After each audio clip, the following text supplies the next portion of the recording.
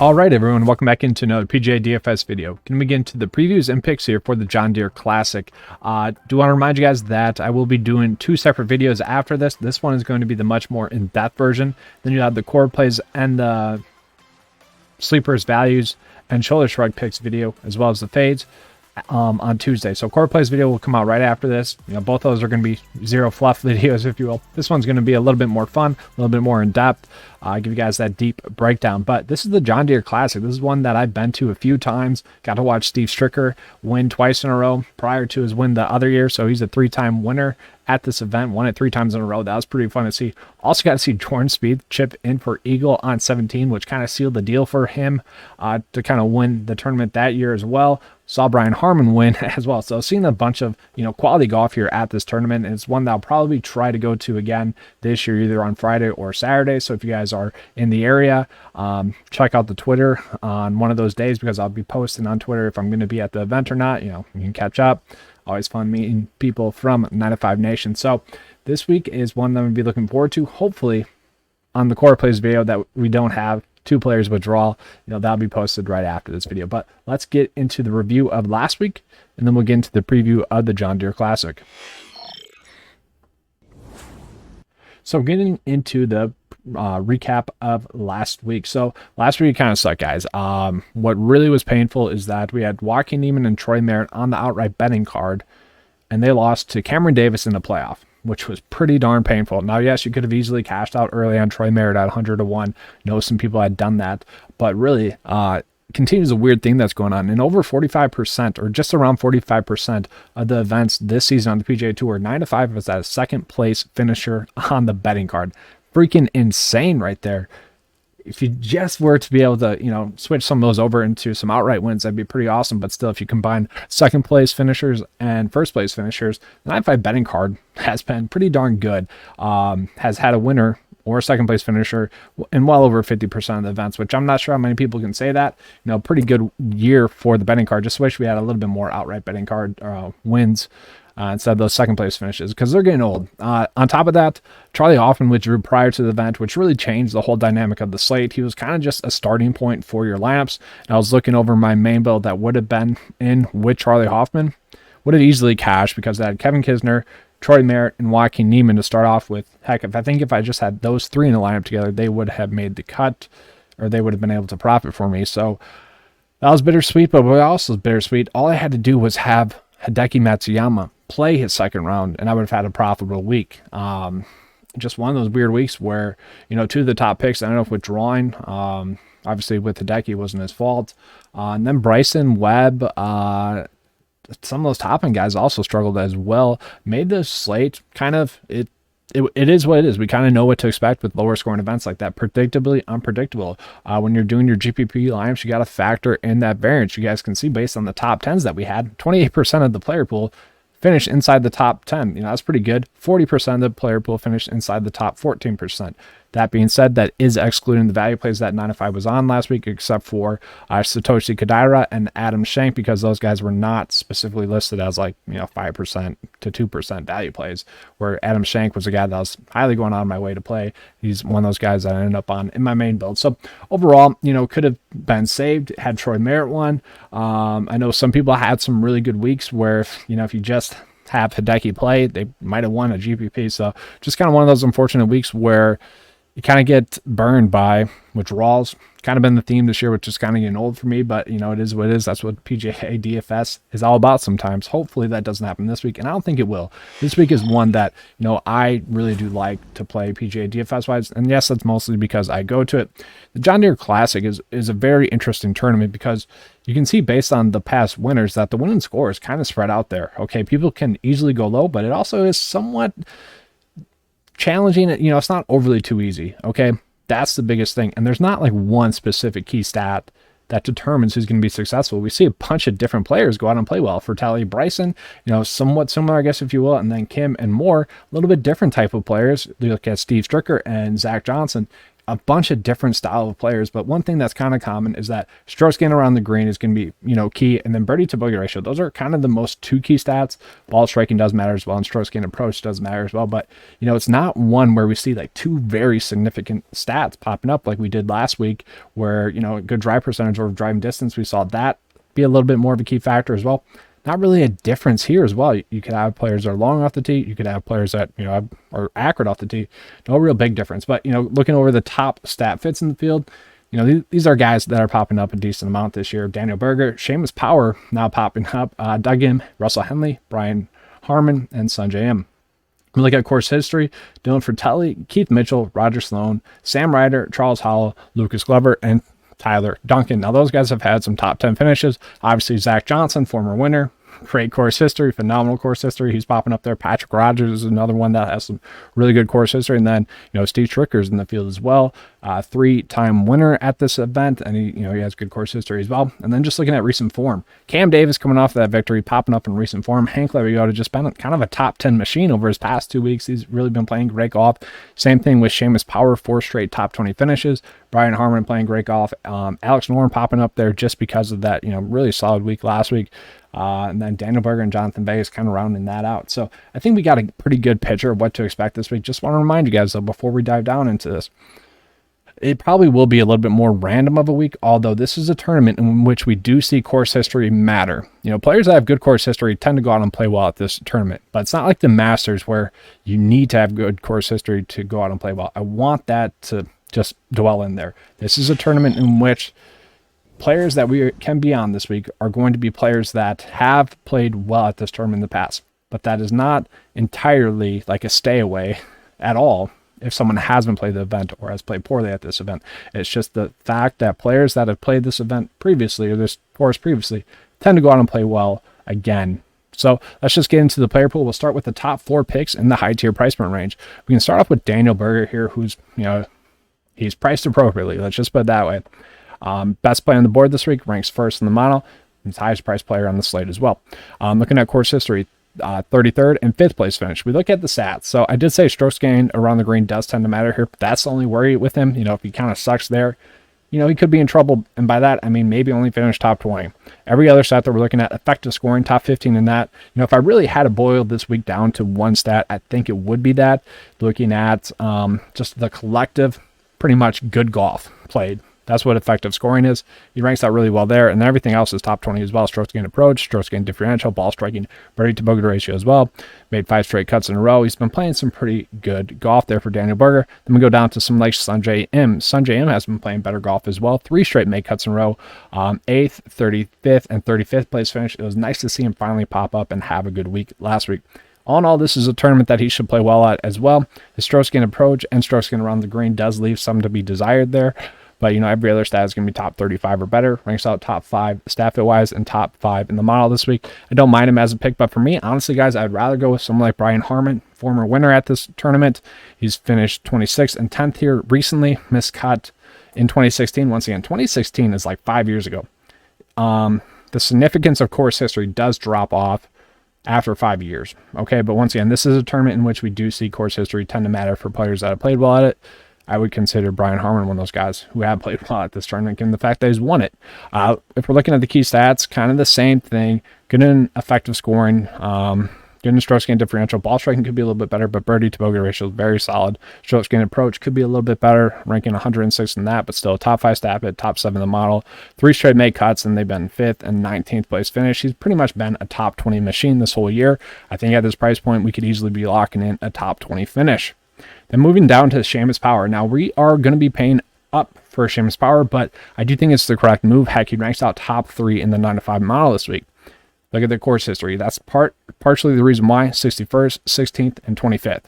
Do want to point out something stat fit-wise. Nothing super great about him, but nothing alarmingly bad, okay? 50th in effective scoring, 34th in strokes gained approach, 6th in strokes gained around the green, strokes gained differential, 59th, and ball striking, 71st in that. Birdie to bogey ratio, 44th in that. So nothing bad, but nothing great really, except for that strokes getting around the green. Does rank out as the second best staff in the field. It's mostly because he's been playing well. 6 straight made cuts, 4 straight top 20 finishes. I mean, really can't get any worse than that. It's pretty good for a guy at 9K price point range. If he misses the cut, oh well, it's worth the risk at 9K, given the fact that he's pretty much checking all the boxes for us this week. All right, so getting into those mid-tier price point plays here, it was a little bit difficult to narrow it down to just 4. There's about 6 players I like a decent amount, but yeah, we will be going back to the well with Troy Merritt this week. Now, yes, it does suck that he did finish second last week. Some people might be worried about the mental hurdle with him, kind of right there for the win. Probably should have won it. Cam Davis with that, I don't want to say lucky eagle, but, Troy Merritt had a lucky hole-in-one, I guess, if you will. Not taken away from Cam Davis, but Troy Merritt was right there for the win. Could have easily won it. That might be the reason to fade him. Other than that, I really do like him as a pick. Been playing some great golf. 6 straight cuts in a row. Has had top 10 finishes 3 out of the past 7 weeks or starts that he's been in. We'd love to see that with Troy Merritt. Overall, top 10 in recent form rank. Course history rank could be a little bit better, I guess, if you will. Miscut, and then 43rd, 60th, and 56th. So, for a guy that is from Iowa, I believe. Yeah, from Iowa. Played school at Winona State, which is where I went to as well. Then he transferred up to Boise State. He's familiar with courses around this area is what I'm trying to say. So it is pretty surprising that he hasn't played well at this tournament.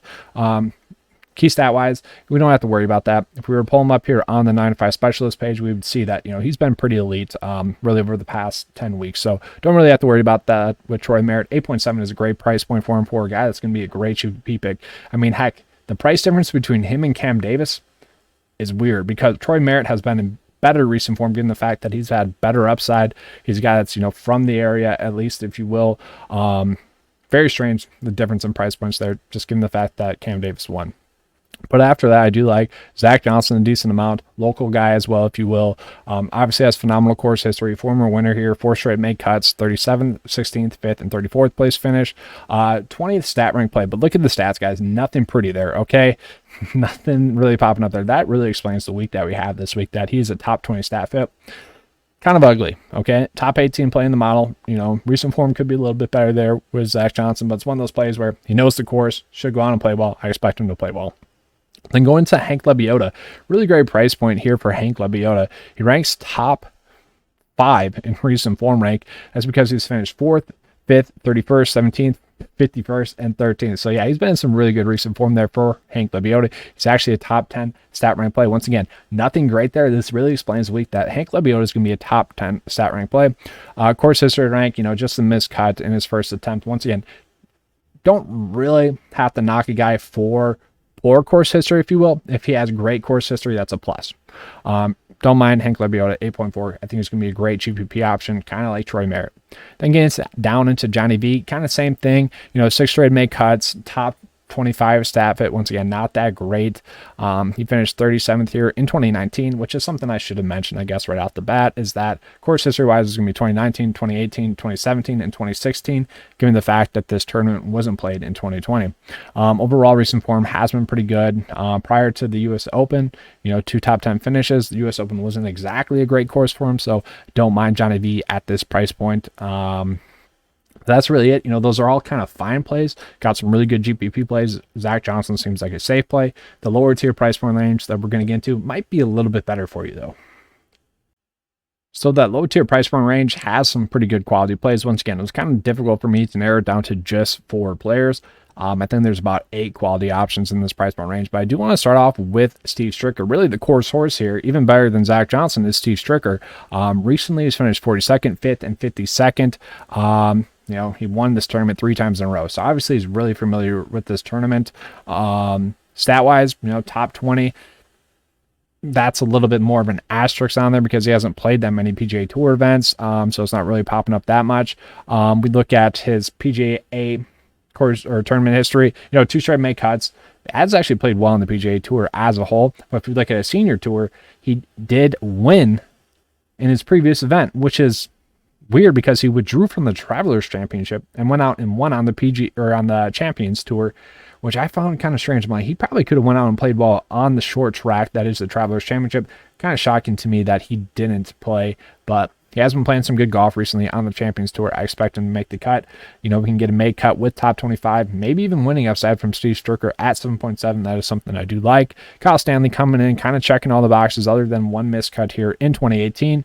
Other than that, his course history, 18th, 55th, and 22nd place finishes, so 2 top 25 finishes like that. Recent form ranks top 12, 7 straight made cuts in a row on tour. Kind of staying with the theme of some players that are not really popping up stat fit wise. He's top 15 in the field, but I guess he has a little bit of green to his stats, if you will. Stress getting approach top 30 and ball striking top 35. Other than that, kind of just even keel. But Kyle Stanley has 7.9 for a guy that's almost checking all the boxes. I don't mind it. Get into Scott Stallings as a pick. Kind of strange. 7.4. I just like the course history. 18th, miscut, 5th, and 16th place finish. Top 25 stat fit as well. Once again, not that great though. Recent form wise, a little bit hit or miss, I guess, if you will. 25th, miscut, 3rd, 43rd. That's okay from him. I'm not too worried about recent form. Once you get this low in the price point range, you're going to have to start playing some guys there in some poor recent form. Then we get into Patrick Rodgers, who also has great course history here. 43rd, 2nd, and 27th place finish. Not going to be a good stat fit, but he has made 4 straight cuts in a row. Nothing really great. I think his best finish is, a 31st place finish at the U.S. Open. Other than that, kind of been a little bit hit or miss, but kind of going back to the theme of players that have played well at this tournament in the past, it's going to be Patrick Rodgers, and that's kind of why I favored him over some of the other, similar plays in this price point range. All right, so now dipping down into that values here, price point range. I actually really like Roger Sloan as a pick this week, ranking out top 10 in the 9-5 model. That is a little bit skewed given the fact that he only has one start here, which was a top 10 finish here in 2019. But other than that, been playing some pretty good golf. Made the cut last week, top 25 finish, missed cut the week prior, and then a 52nd, 34th, 58th place finish. So overall, fine. Recent form ranks top 35 in the field in recent form rank. Stat rank, top 12 in the field as well. So that's kind of why it's getting bumped up as well. Once again, I think it's a little bit skewed just given the fact that, one start with the top 10 finish. Overall, I probably would rank him as like a top 18 play in the model rather than top 7. But still, the fact that we're getting, let's just put it this way, a top 20 play this week at 6.9. Really do like that as a pick here at this price point range. Once again, with the values, you're hoping for a made cut. Anything more than that is kind of just a cherry on top. I think Roger Sloan is a guy that gets us kind of both the upside and a made cut. Vincent Whaley just mostly feels like a made cut. This should be another event in which he plays well at. After 2 missed cuts, he bounced back and made the cut last week. Didn't play all too well, but once again, this is a kind of a worse field as well. You should go out and play well. Adam Schenk, going to go back to the well with him. He was not as high owned as I thought for a guy that was, easily mispriced. 31st place finish last week. Overall, pretty decent recent form, if you will. 2 missed cuts and, 4 made cuts. So, 4 out of 6 made cuts over his past 6 events. That's fine. Only a top 50 stat rank play. But I do like the course history. A top 10 and a missed cut. He's a guy where, decent recent form, I guess, if you will. Top 35 in the model. Grades out of someone that should make the cut, giving him a 52% chance to make the cut. Then going down into Johnson Wagner, who's made 3 out of 4 cuts here in the past, with 2 of those finishes being top 20 finishes. Overall, don't love Johnson Wagner. Kind of just a hit or miss, kind of a shoulder shrug pick. If you end up on him as kind of the last player into your build, I'd be fine with it. But that is all I have for you guys for the John Deere Classic Picks and Previews video. I know it's much more in depth. Had fun with this one. If you guys want the non-fluff coverage, you can check out the Core Plays video, which will be posted about 2 hours after this is uploaded. And we'll get into the fades, values, and sleeper picks on Tuesday morning for you guys. All right, thanks for watching, guys. And as always, let's keep cashing. If you guys want to join 9-5 Nation, the best value in PGA DFS is $10 a month. All right, thanks, guys. Links in the description below for that. All right, let's keep cashing.